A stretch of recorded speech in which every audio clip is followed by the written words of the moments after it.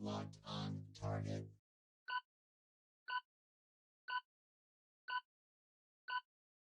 Blast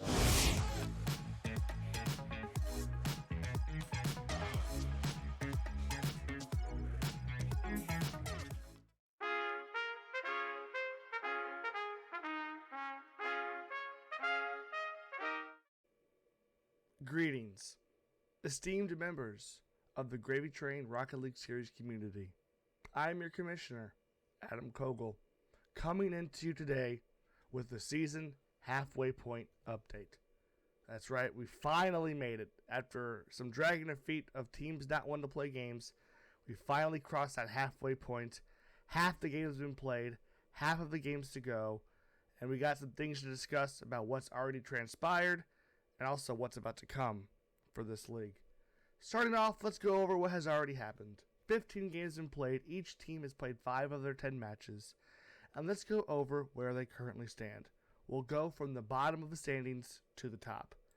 In the bottom of the standings, we have Megawatt, who currently is 0-5 in their matches played, and has 2 wins and 15 losses of games this season. And when it comes to Megawatt, watching them play and playing against them, it seemed like they were always just one piece away. You have players like Valner, who is a constant. He shows up game in and game out. I mean, he's averaging 0.8 goals per game, 1.5 saves per game. He's currently in the running for goalie of the year. And then you have Eighth and Janitor, who are both also key contributors. But there's always just, it never really quite clicked in the first half of the year. And maybe, who knows, we'll see what happens in the second half of this season. Next, in 5th place currently in the standings, we have the Winn-Dixies, who, after their 5 matches, are 1-4, and out of their 17 total games they've played, are 5-12. This team is a fun team. You know, you got Bubbles and Doobie, who you never know what you're going to get with them. It's like the jelly beans. That some of them taste like chocolate and some of them taste like shit.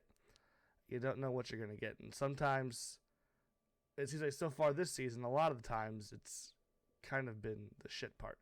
Don't get me wrong, they're playing very well when they want to show up. Doobie and Bubbles both averaging over 300 points per game. Bubbles right under that goal per game number. And you have both of them with over 1 save per game. Henry, as of late, has started to show signs of improvement. He had his first 2 goals, a goal each in his last 2 matches. So, you know, that team is something to look forward to as well, moving forward. In 4th place, we have Smooth Jizz, the team who I happen to be a part of. Through our 5 matches, we are 2-3, and we are 10-11 in our games played. This team, I'm telling you, man, we are, I said it once, I'll say it again, we are right fucking there. We're right there. One more bounce goes our way, and we are in there. Current things to point out here, you have Ryan, who currently sits in 3rd place. Ryan sits currently in 1st place, I apologize. 1st place for goalie of the year, and also 2nd place for wingman or assist man of the year. So when you give someone with that prowess, people like me and Jake, who love scoring goals, we can get deadly once we get some more chemistry going. So look out for that moving forward. Next, in the 3rd slot, we have Rough Sacks, who finished the first half of the season with 3 wins and 2 losses in their matches played, and out of their 19 total games, finished 11-8. And right now, this team, even though they're in 3rd place, Brock is getting back to his first season form. Currently in 2nd place in the MVP vote, 2nd place in goals, 1st in assists, 2nd in saves, and 1st in shots taken this year. He's an absolute unit. You have Drew. I'm sorry, you have David. I apologize. Drew. You have Drew too. Drew's non-factor. David, however, is a great 2nd piece. He's a wonderful Klay Thompson to Brock's Steph Curry. They pair together very well. And you have Drew, who is the annoying little pest that somehow contributes and It's annoying. In the game against us, he scored 64 points, but they were the most meaningful 64 points of anyone's points in the entire game. So it was very frustrating.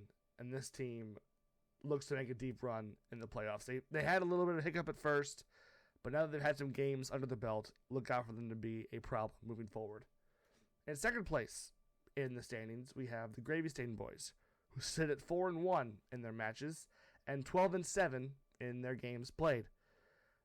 This team seems like they have it all. You have Royal Renegade, who is quietly one of the best players in the league. You have the debate, and it's all over the comments, all over the Reddit threads, everywhere. It's it Team Brock versus Team Sus?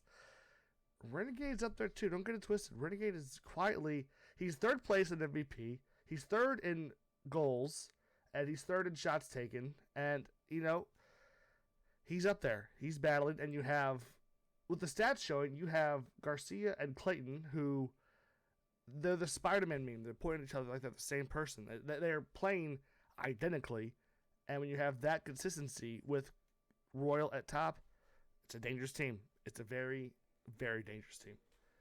And, of course, leaves us with our number one team, Epstein's Waitlist, who are currently 5-0 in matches played. And in games played are 15-2. They lost one match to the Winn-Dixies, and they lost one match to Megawatt. So they lost a game each to the worst two teams in the league. But other than that, they swept the rest of the competition. And in reality, they're playing like a unit. Seth is leading the team to greatness, and you have very competent and great players at 2 and 3 with Kellen and Logan. And, this team is going to be a problem. Well, they were a problem in the first half. But now that all this is out of the way, let's get into the big news here. Let's get into the halftime blockbuster breaking news we have to announce. For the first time in Gravy Train history, we have trades to announce. That's right, folks. Trades are coming to the GTRLS. 3 teams, a 3-way trade, if you will, is currently happening from the first half to the second half of this year. We have, starting from the what we say to be the biggest name to the, so we'll start with that one first. You have member of Epstein's Waitlist, Kellen, a.k.a. the Lake Effect, being traded from Epstein's Waitlist and joining Megawatt. That's a big move there. Having that there on that team will really help bolster that middle of the pack.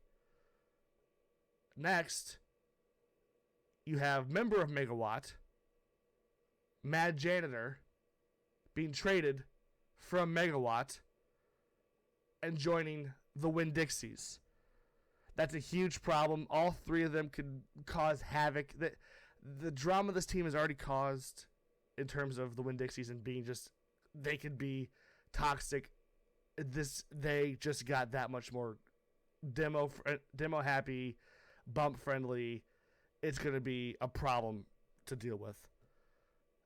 And now, last but not least, Henry Space, is being traded from the Winn-Dixies and joining Epstein's Waitlist. So, that move there, in a way, it kind of, it hurt. Not going to lie, that's a win of a trade for the Winn-Dixies. They get a little more consistent player, and the Winn-Dixies pass Henry on to Epstein's Waitlist. And now you have Sus, Logan, who are a good 1-2, and Henry, who has looked better. He's looked better these last 2 games. We got to see how he looks with a new team, with Sus and Logan to carry him on their shoulders to greatness. So, we'll see how that goes.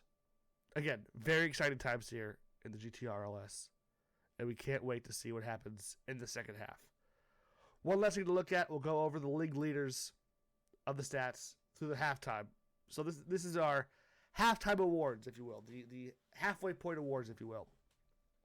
Right now, for the Blundakar, at this point, Sus is still our MVP, with Brock closely behind, and in the distant third, you have Royal Renegade, bringing up the third place spot. Moving on to the Golden Wheel, aka Goal Scorer of the Year, you have Aximov, Seth, currently in the lead with 1.76. Brock in second with a 1.42. And Royal Renegade behind with a 1.16, bringing up third place. Next to Wingman of the Year, we have leading that category, Brock, 8-time Steelers, with a .84 assists per game. Ryan Hawks, second place with a .76. And Aximov, Sus, with third place, .59 assists.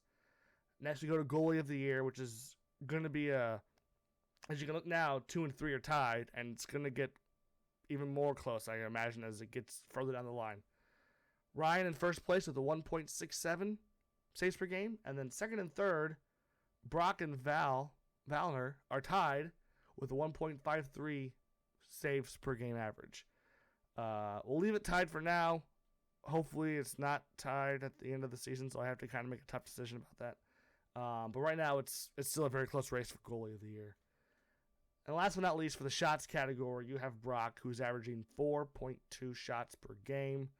He's just bombarding the net with shots. It's crazy. Next, you have Seth, who's averaging a perfect 4 shots per game. And then you have Kevin, a.k.a. Royal Renegade, in third place with 3.42 shots per game. Well, ladies and gentlemen, that about does it for me.